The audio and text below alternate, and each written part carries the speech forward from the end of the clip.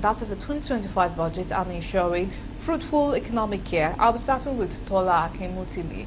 What are your thoughts? Let us even start with the increment that the budget saw from 49 million, and then it was raised because they were expecting that some other sectors will generate more amount of money. What are your thoughts on that increment?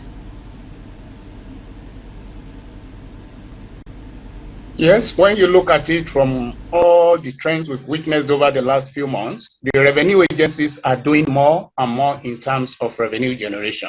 The Nigeria Customs Service, Federal Inland Revenue Service, Ports Authority, and so many of them are actually doing more in terms of revenue generation. And what actually led to this has to be the fiscal reforms, fiscal policy measures the government is actually taking on, to the extent that every spectrum of the economy is properly captured and fiscally assessed, to the extent that leakages and losses of money, of taxes that have been the practice over the years are actually plugged. So government is looking all over, comprehensive appraisal of the revenue generation opportunities and charging the revenue agencies to do more. For instance, FRS was thinking of about 17 trillion revenue for this year, I think. The fiscal authority put it to about 25 trillion, which presupposes they have to do more. The same applies to customs. So government is consistently conscious of the fact that we can do more in terms of revenue generation. And that is what actually has led to the adjustment of the provisions in the appropriation bill and the ultimate passage of the bill by the National Assembly last week. The opportunities for more revenue are there. All that I think Nigerians should be concerned about is prudent utilization of these resources. More money will be coming in, but the deployment of such money, especially when it has come at very serious pains to the taxpayers, should be the subject of our concerns and focus. Government must be held accountable for expenditures, given the fact that Nigerians are paying through their noses now. Things are not easy at all. That is why these civil society organizations should be partnered to the extent that monitoring, evaluation of project services should be the major concern of all Nigerian taxpayers now. If you live in the remote areas, the National Assembly members take projects every time they take money for their constituency projects. Over the past years, Nigerians have hardly bothered about how those monies have been spent. I think it has come to a situation whereby both constituency projects, expenditures from the federation account at national, subnational, and local government levels should be properly monitored to ensure that Nigerians are actually getting money for these taxes that they are paying at such a terribly difficult time. Now you look at inflation. The surging inflation rate is also another factor that has been responsible for the adjustment of the budgetary provisions. If the inflation rate had remained at about 15–16%, I'm not too sure the year's budget will go beyond 30–40 trillion. But today, there is surging inflation rates to the extent that even when the fiscal and monetary authorities are saying we have the potential to reduce to about 28–26 next year, the realities are not just there.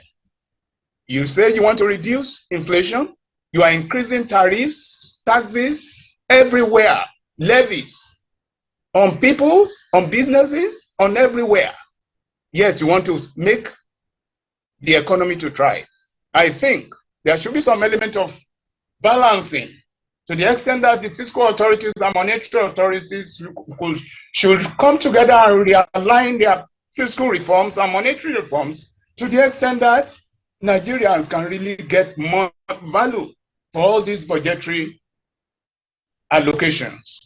Our experiences over the past years demonstrated clearly that I'm not too sure that we get more than 40 naira for every 100 naira budgeted for Nigerians. I'm not sure we get more than that. And that is where, again, the roles and responsibilities of the anti-graft agencies should be intensified. I think in recent times, EFCC is showing some element of seriousness. Let there be serious monitoring so that anybody that abuses the fiscal system can be brought to book. Government must be conscious that Nigerians are wailing and crying. You take these taxes from them, then you must demonstrate to them. President Bola Tinubu must tell them and demonstrate to them clearly, this is where we spend your money. Until that fiscal sense of responsibility is there for both the leadership as well as the led, we'll be talking about trillions every year and won't really have real value for all these expenditures. I think that is the way to go. Right, thank you so much for that. And now to Bola Olojede, a lot of critics and the experts have already said that for Nigeria to really benefit much economically, we need to move from being a consuming country to a productive country. And then for this 2025 budget, do you think that enough has been put in place to ensure that we really cross that border of being a consuming country to be one that is very active in production?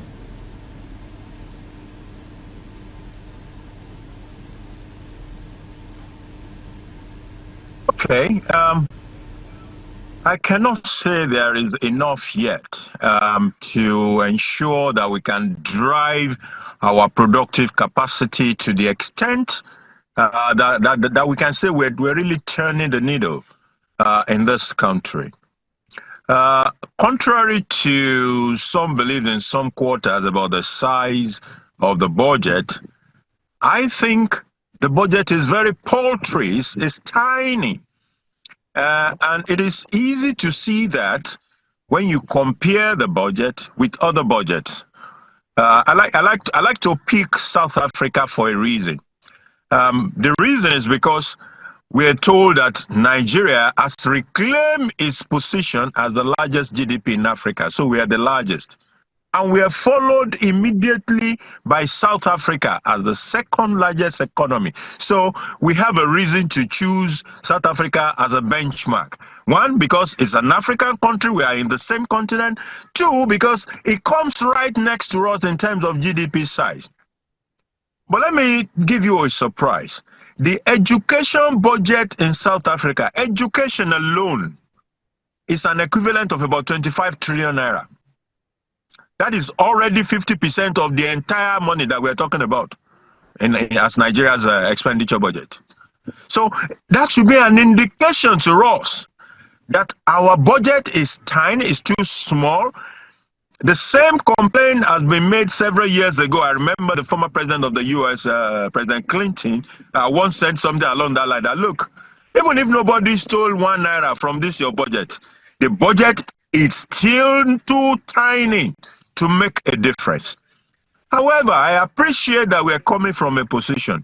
We are moving up to another position. So, like some people would like to say, maybe it's a gradual process, but we need to make it faster. That would be my own argument. I know we are progressing. For example, some years ago, our crude oil, in 2022 to be precise, our crude oil production fell below 1 million barrels per day. I think we went to as low as 931,000 barrels per day. This was a country that once did 2.5 million barrels per day. So now that oil production has gone up. I think we are in the neighborhood of 1.5 million now. So that is production. So as far as crude oil production is concerned, we are making progress. Now again, as far as refined product is concerned, we're also making progress. Dangote refinery, in spite of all the criticism, some people even said, oh, it will never produce and all of that. It came into commercial production last year. That is value addition. That is production.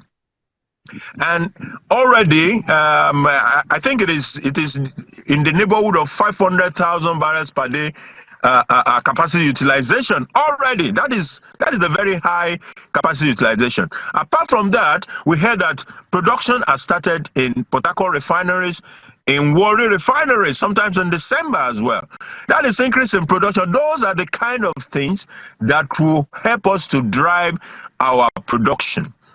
Now, a very big factor that hampers productivity and production in Nigeria is electricity. We have not significantly dealt with that matter. There's a lot of work to be done in the electricity part. Our total generation today is still way below what a country that is said to be home to 200 million people or more it can't even the total production cannot even support consumption, household consumption, not to talk of manufacturing. So we need to look into those constraints that we have, and electricity is one of them. Other infrastructural constraints that we have, and begin to do something in those directions. There's also the social part, the education, the healthcare that we need to look into. As it is today, because the total budget in itself is too small, it cannot take us to where we need to be. But I guess we'll continue to build on it until we are able to turn the needle the way we want to turn the needle. 54 trillion naira, if you turn it to dollars, I'm sure by the time you go and look at the fire service of New York, we're not even spending as much as fire service of New York in dollar terms. So it should tell us that this is not going to get us anywhere. But it's a place to start. Okay, definitely. So what improvements would you like to see, especially in the production aspect, apart from the electricity, which you have rightly mentioned? What are the things that, if you had seen this in the budget, you'll be very optimistic about how 2025 is going to turn out well, especially regarding standard of living for lots of Nigerians? I would have loved to see for 2025 food. Because there are a lot of short-term gains that could be made in the food area. If you take production of maize, for example, within 12 to 14 months, 14 weeks, I think, maize is ready. And so are many of the food items that we consume, beans and all the rest of them. They don't take long to produce. Therefore, if we put the right level of effort into agriculture and changing the environment, it's not necessarily that it is government that you start planting this thing, but creating the right environment for people to move into the farms and produce en masse, we will begin to ease the pressure of a lot of Nigerians. When you look at our historical inflation curve, a key driver is food. And because we can deal with food in the short term, I would have loved to see how that is focused upon in the short term. There are other things that I would love to see, but they are not exactly short term. Let's look at the energy space. In the energy space, we have been told that we have lithium in commercial quantities. Now, lithium is very critical to the future of the energy space. As the world is talking about, moving away from fossil fuel, global warming, and all of that, of course, that will suffer some setback now with the new presidency in America. But then, vehicle issues, over the years, many vehicles are going to migrate onto that lithium thing. It is already showing forth when you look at the number of electric vehicles that are sold across the world on an annual basis. You could see that growth. If Nigeria has that kind of an asset, it would be nice to see our 10-year, our 20-year plan for making that lithium that is available in commercial quantity to count for Nigeria. We need to be able to step up beyond oil because we are a gas country. What are we doing about gas? That we can begin to see. It is not only oil and gas that is our natural resources as well. All those gold, all those other things that are there, we need to put them in the kitty. The most important resource, however, in Nigeria is human. And what we do with our human resources is part of what will help us to win the war. Definitely. I think the budget committee's anger towards the solid mineral sector contributing very little to the GDP then is definitely justified.